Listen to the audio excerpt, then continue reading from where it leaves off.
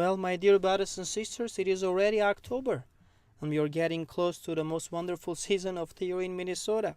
Beautiful and wonderful winter. But October actually is very important and interesting month in the Armenian Church and Armenian culture.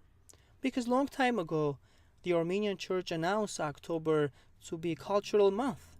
Interesting, right? For a church to announce a month to be a cultural month. What is the connection there? Because very often we hear in our community that Armenian church and culture are separate from each other. They should be separated from each other. Church has nothing to do with the culture. And we hear people say, well, we are interested in the Armenian culture, but we are not that interested in the Armenian church.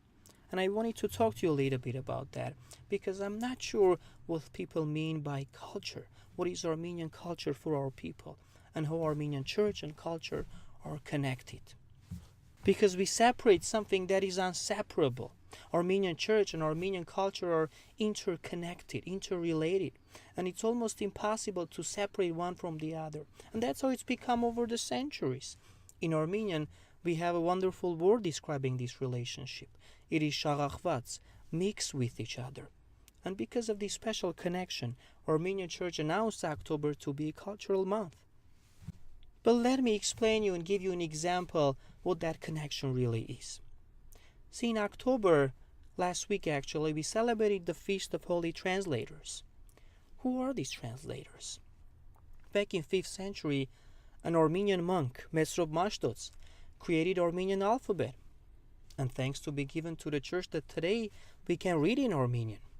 And every letter of Armenian alphabet has a name. It starts with the letter A, Asvats, God in Armenian.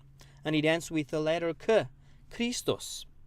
And they not only created Armenian alphabet to be able to read in Armenian, but there was one important reason: to translate the Bible into Armenian. To translate the message of Christ to our people, the message of love, the message of salvation.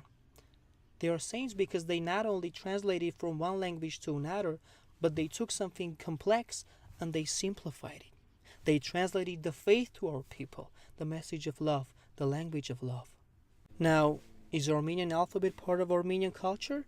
Of course it is. Can we separate Armenian alphabet from Armenian church? Of course not, because it is part of it. It's become part of it. It is shagachvats, mixed with Armenian church.